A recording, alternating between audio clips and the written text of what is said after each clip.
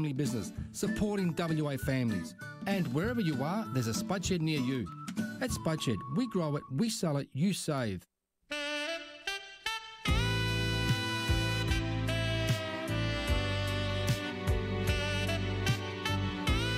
Until midnight, this is Perth Tonight with Chris Ilsley on 882 6PR. Yeah, we're going to take a couple of calls vis-a-vis the conversation we just had with Pete Brown. Ben Aylett's here too to talk technology. So, Ben, also going to bring you in on the conversations as well. Sounds good. Let's do it.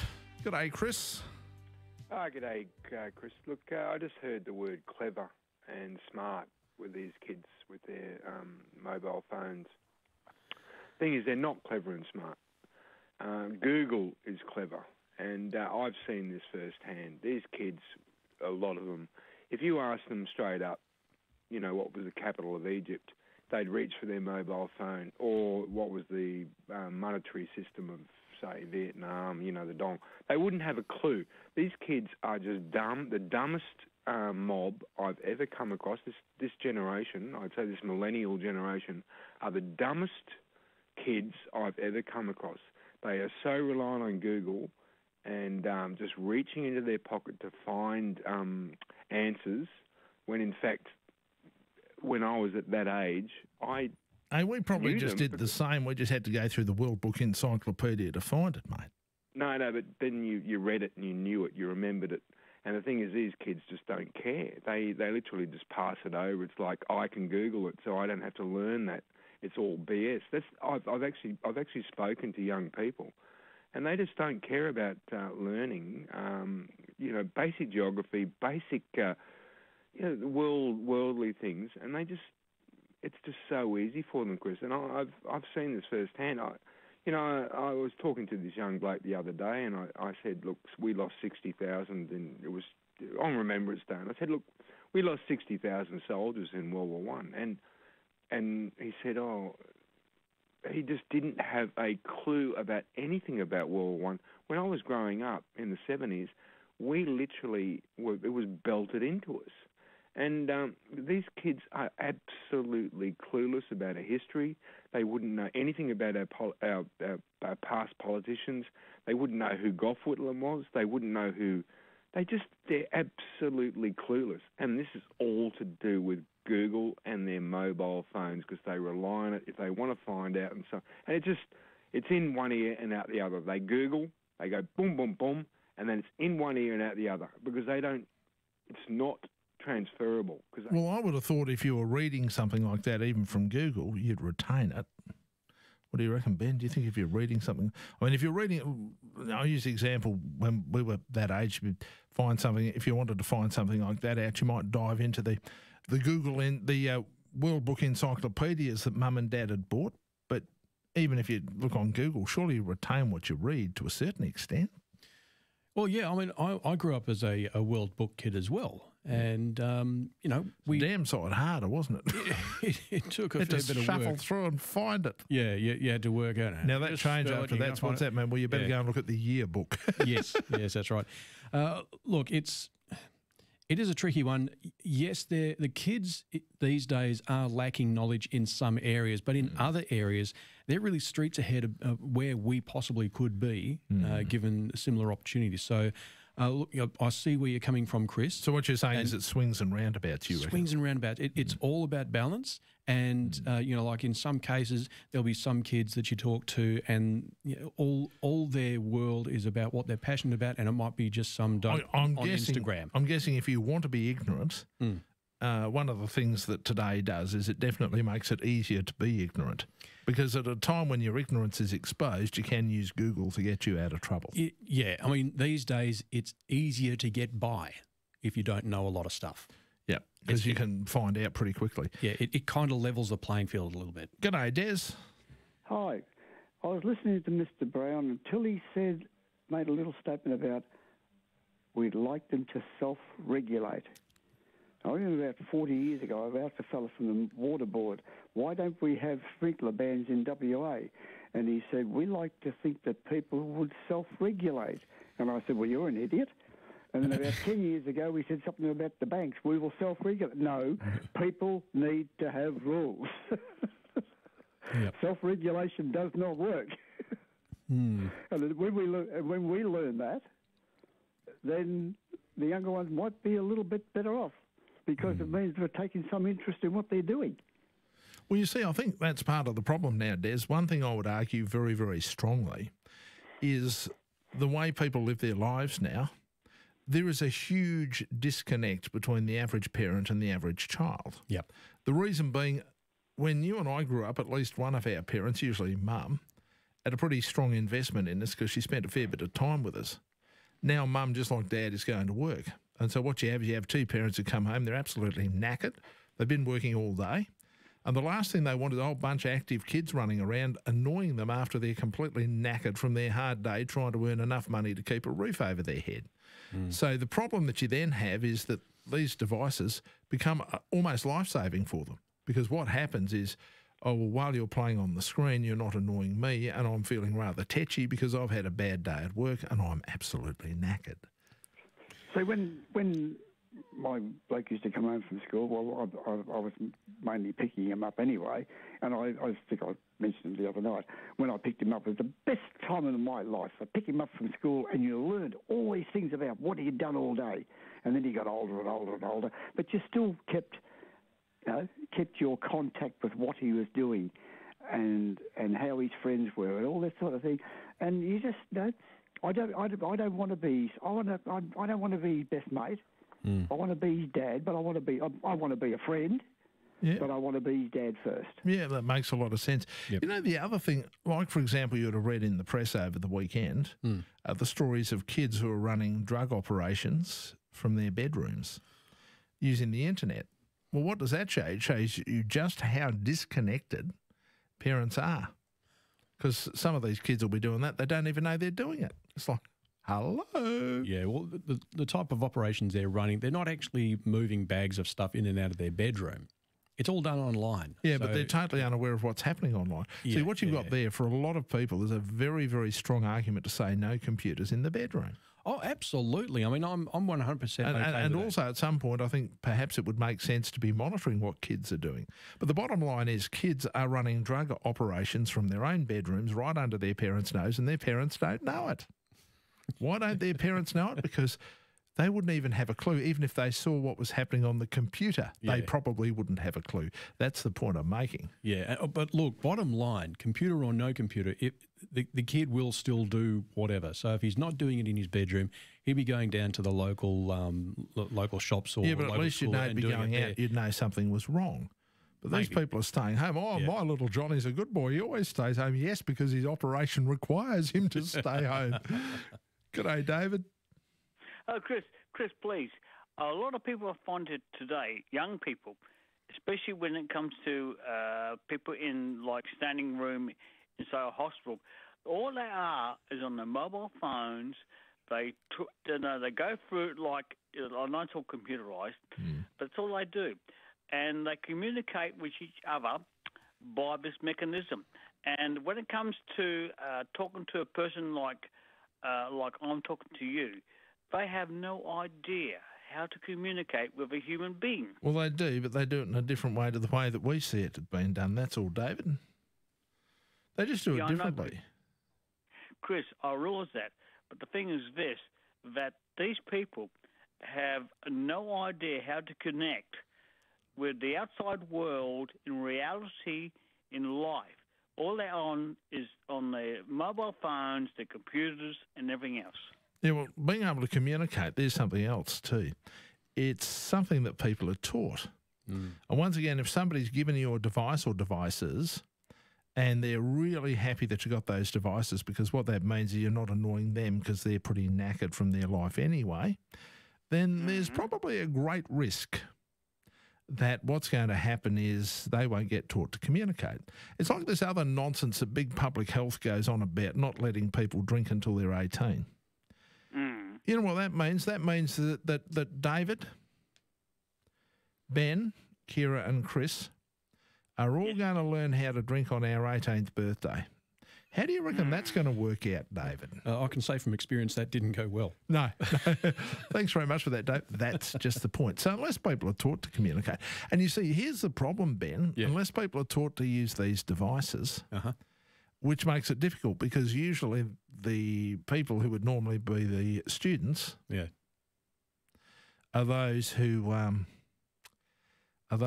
know more than the teachers, and that's where the problem comes in. Yeah, that's right. Some interesting stuff to have a chat to. By the way, if you'd like to have a chat to Ben, you can do that. 922 11882, the telephone number. Yep. By the way, his website is benaylett.com. 1L, 2 T's in Aylett. Be part of the great Steve and Baz Quiz Off. We're inviting 25 lucky.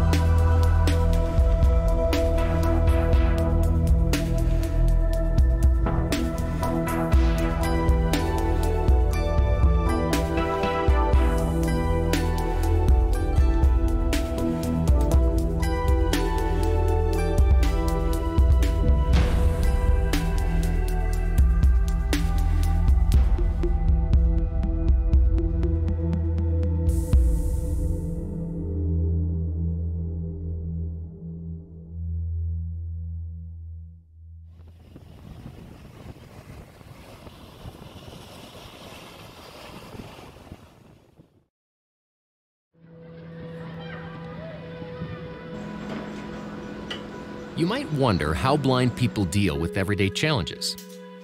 Well, normally the answer is simple. We're not that different from you. We play music. We go to school. We go to work. You get the picture. But sometimes the simplest things can be difficult, and we need a pair of eyes. Connect to first available helper. That's where you come in. establishing video connection. Through your smartphone, Be My Eyes connects the blind with sighted people through a live video connection.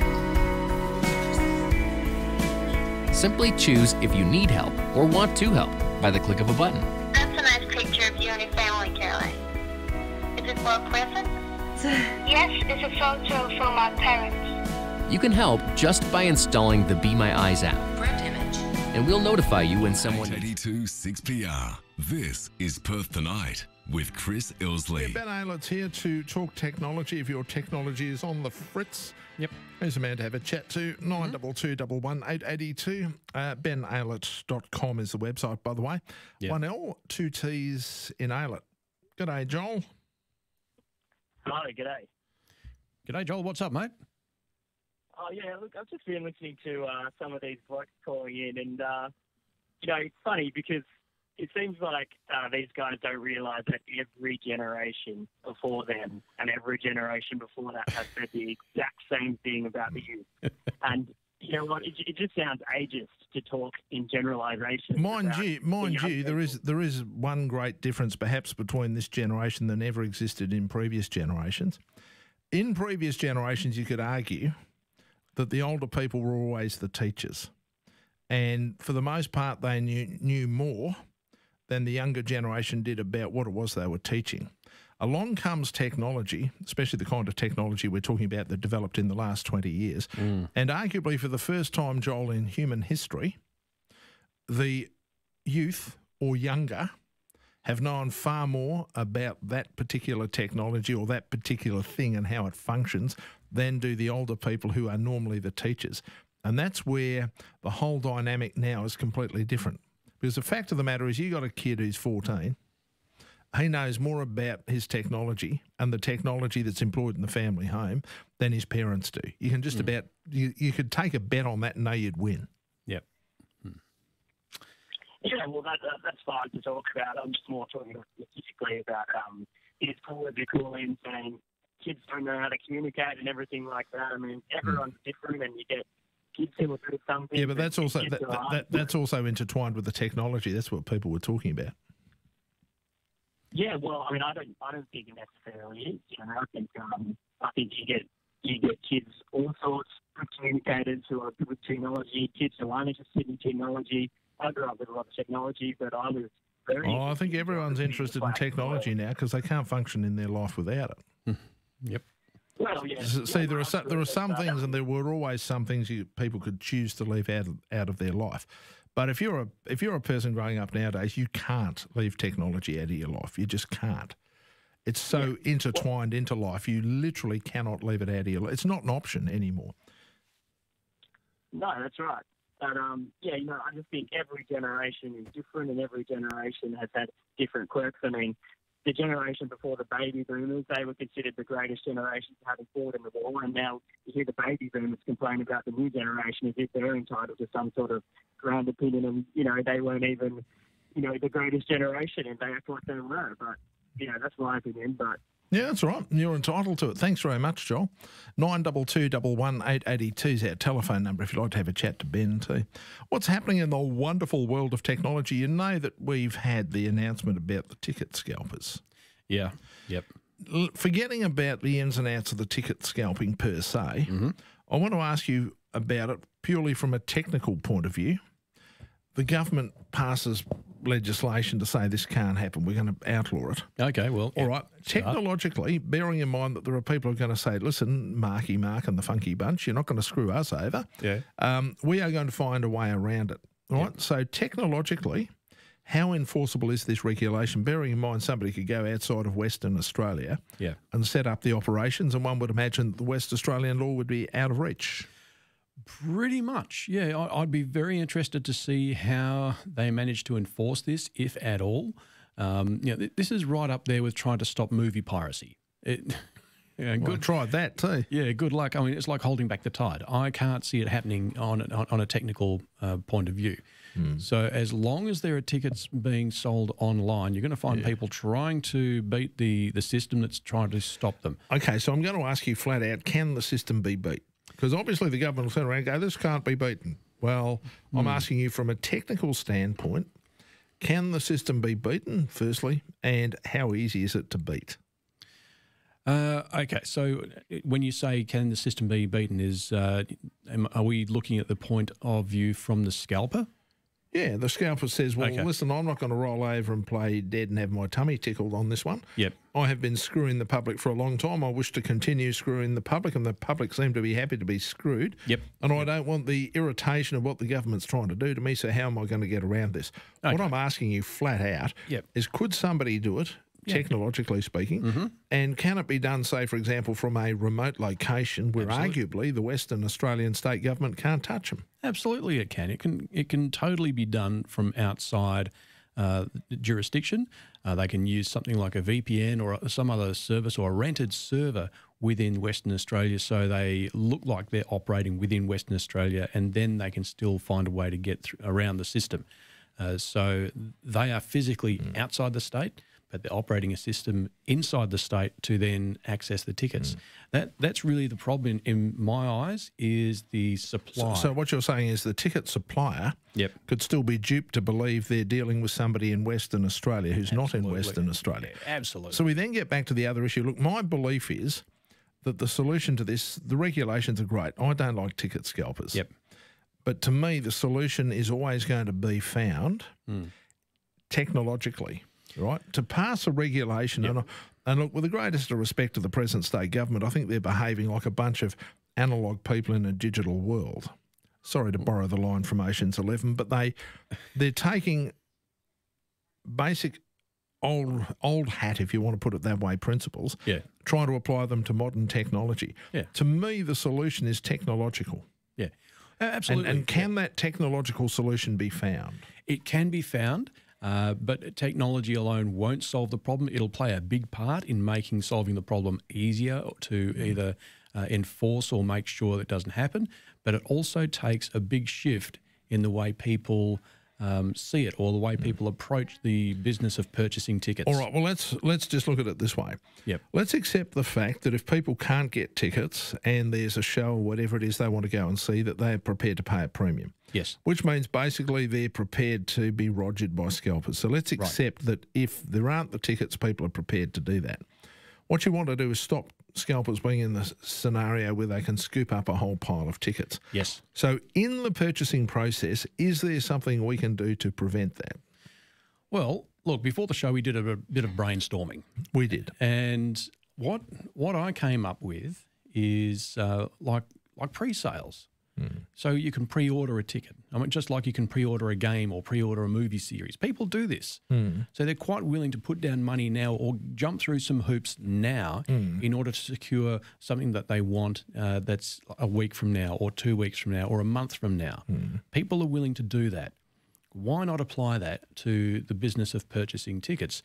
So let's say you go along to Ticketek or some events management company, and they say, okay, we've got the latest Taylor Swift tickets, the concert tickets coming out. She's going to be here in a month. We'll be releasing the tickets for sale in 2 weeks. You can pre-register now. How would you stop scalpers being the pre-registers? It would take some jumping through of hoops. Technologically, how could you do that? Even if it means that people have to go through a few more hoops themselves to get it. Look, everybody likes the idea of jumping online, point and click. Yep. But the price you pay for that is that people can just employ bots. Yes. Which are basically automatic programs on the computers to go and buy a massive, great swab of tickets. Yep. Tickets that they're never going to use themselves. They bought them with the express view that they're going to want to sell them at a very, very handsome profit. Look, and this is where we come up against the wrestling between privacy and personal information and the ability to verify someone. So it might take having someone verify their identity as a part of the pre-purchase or the pre-order phase and saying, okay, I'm now logged on to Ticketek and I've got an account with Ticketek and my ID has been verified either with like a passport or a driver's license or some sort of verification process that says beyond a shadow of a doubt, Chris is Chris. What about your mobile phone? Mobile phone? As in? As in second factor authentication. Two-factor authentication is useful, and that is really useful when it comes to preventing people from using your account without your permission. That's the role of two-factor authentication. It is but not. It could also be used in a purchasing, couldn't it? You've now ordered these tickets. We've sent this code to your phone. Please enter the code. You have 5 minutes to enter the code. Failure to do so, and the transaction is null and void and invalid. That could work, but SMS two-factor authentication has been defeated in the past. So have they identified how it's been defeated and worked out ways to stop it being defeated?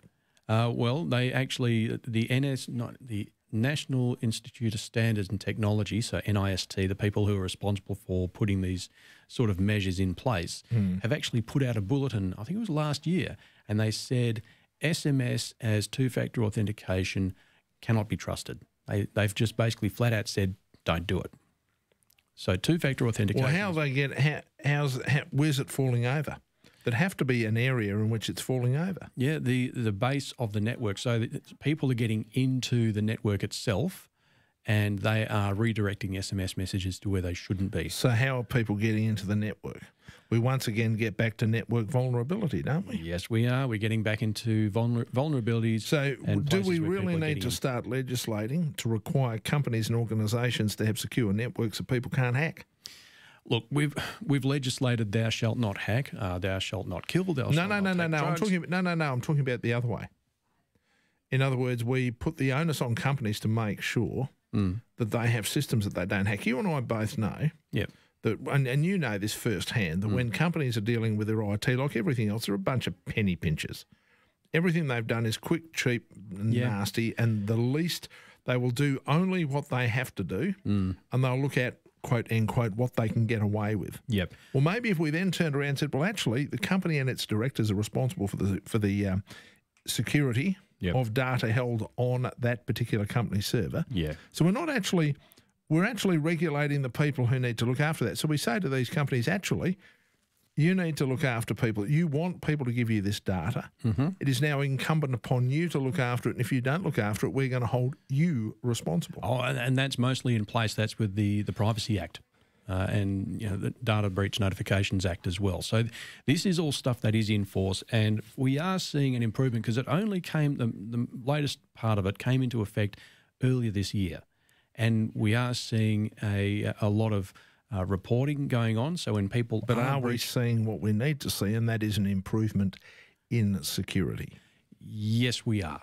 I'm actually proud to say that we are seeing an improvement generally. So that has changed people's attitude a bit. It has made an impact. Not a massive one yet, but we're getting there. Beautiful. By the way, if you'd like to have a chat to Ben Aylett, 922 11882, our number. Do you want to break... You might wonder how blind people deal with everyday challenges. Well, normally the answer is simple. We're not that different from you. We play music. We go to school. We go to work. You get the picture. But sometimes the simplest things can be difficult, and we need a pair of eyes. Connect to. That's where you come in. Establishing video connection. Through your smartphone, Be My Eyes connects the blind with sighted people through a live video connection. Simply choose if you need help or want to help by the click of a button. That's a nice picture of you and your family, Caroline. Is it for a present? Yes, it's a photo from my parents. You can help just by installing the Be My Eyes app. Brand image. And we'll notify you when someone needs your help. And if you're in the middle of something, don't worry. Someone else will step in.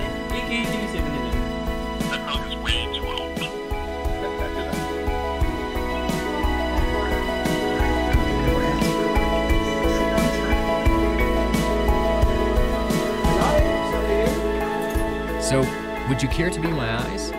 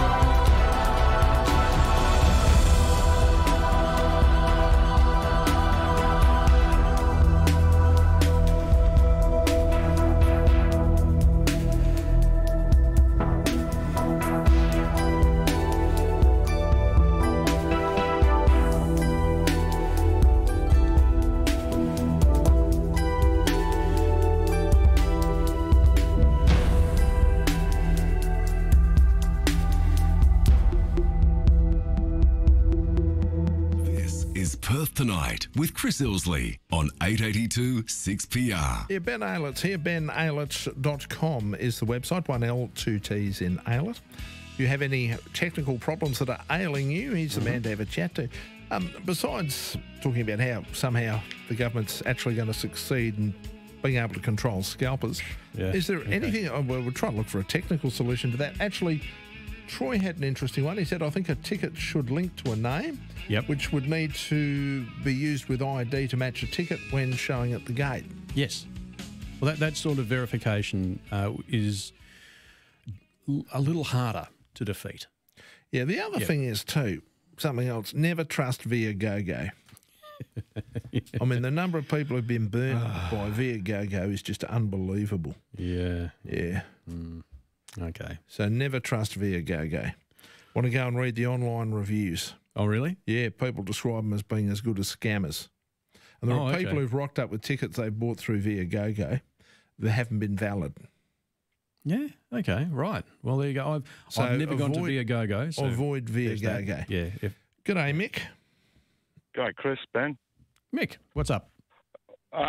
This resale of tickets, why can't we get the original ticket seller to have a section on their site where tickets that were purchased from that site can only be resold from that site? Yeah, that would make sense. Yeah, well, that way, if you buy a ticket and you can't use it, you go back to the original seller, you list it on their site for resale, no one makes a profit. But they handle the transaction, yeah. Exactly. Or it works like a return service. You say, well, I can't go, so I'm going to return this ticket. And if I do say, well, I can't go, but I want to give it to my mate Mick, we can do a transaction on that site whereby that ticket transfers from me to you, but no money changes hands. Exactly. Or only the money I paid for the ticket changes hands back to me. Yeah, and that way no one can list them on Gumtree and any other site for resale because they can't be sold unless they're resold back on the original site that you purchased them from. I like the way you're thinking, Mick. What do you reckon, Ben? That's not a bad idea, and that would be a great service for one of the big ticket sellers to offer. Yeah, and then it just simply means that the tickets only ever leave via their site. Yeah. You know? And that way you know when you're buying a second-hand ticket, you know it's going to be quality. Indeed. It'll still work. G'day, Jeff. Yeah, greetings, team. Thank you. Ben, I've got an issue with Microsoft Office downloading emails against two separate domain names, and Kaspersky's going, it's sort of picking an error to say that there's an invalid, what do you call it, invalid certificate, even though they're both domains that I know about. Right. I'm comfortable in downloading them. I've got those emails attached into my Microsoft Outlook. Yep. Any clues, please? Okay, so this is all to do with security certificates. These are little files that are transferred between servers and client programs, so like your mail server and Outlook, or a web server and a web browser. These certificates validate that the server is actually who it says it is, and of course the client also says who says it is. In most cases, the server has to supply a certificate to the client. Now, sometimes our antivirus and internet security suites, they kind of get in the way, and sometimes when they get it wrong, it becomes a real pain like you're experiencing right now. Yeah, I've got to click on every email to say yes, that every email is okay for me to download it. Yep. Now, so is that a problem on the laptop or at the server? It is, well, okay, here's a way to test. First step is to turn off Kaspersky Is it Kaspersky or Norton, or what is it? Yeah, it's Kaspersky. Kaspersky, okay. So first thing we do is we turn off Kaspersky Mail Protection. Now, once you've done that, you may or may not see the problem go away. If the problem goes away, then we know it's Kaspersky, and we can probably look at the mail protection settings to see if we can dial them back a little bit. You can adjust the settings on antivirus suites for this very reason. So if the problem goes away, great, we know where it is, we can fix it. If the problem doesn't go away, then it's more to do with the Outlook client itself. We may need to go and do what we call an install of the certificates. So it's telling the computer, yes, I understand this certificate belongs to this computer and I trust it. So you can set it that way. Good stuff. Hopefully that'll help you, Jeff. Thank you very much for that, my friend. Yeah, we've got to keep moving. G'day, Jack. G'day, Chris. G'day, Ben. G'day, Jack. What was I going to ask you? I've forgotten now. Oh, Jack. Okay. I've got Telstra cable at home. Yeah. Net service. Uh-huh. It's been pretty good. Yeah. Decent speed, about 60. But just recently, every day, almost at the same time, it's dropping out because I've got a smart modem. I get the I'm working at home. Yeah. It drops out. I think, what's going on? I get a text. Oh, you switched over to the mobile network, and it does that bit of back and forth for a little while. Yeah. And then transfers back. It's almost at the same time every day for the last 2 weeks. So I thought that was a bit strange, and I don't know if it's a coincidence, but got a letter in the mail as well last week just saying, NBN's now available, and you've got until X date to basically to switch over. Yeah, they're probably trying to play some funny business to try and get you to change over faster, Jack. Yeah, Right. I don't know. That's what I was wondering. I guess it's two sort of pronged question. Is that just a coincidence? And then I guess I'm going to have to look over. I don't use a lot of internet really, just a bit of work and a bit of just searching. Yeah. Well, listen, we're going to have to leave it there, and Ben's going to have to give you an answer because we've got the news coming up. Jack, just quickly, what's your answer to that, Ben? Okay, just quickly, yes, probably a coincidence. And part two, I would go over to NBN when you can, but in the meantime, you do have records of things dropping out, which is fantastic. So you can take these records and present them to Telstra or whoever it is you're getting your internet from, and they can then look it up. Beautiful, Ben. Thank you very much. We'll talk to you next week. I'll catch you then. BenAylett.com. Guess what's on our kitchen bench? And you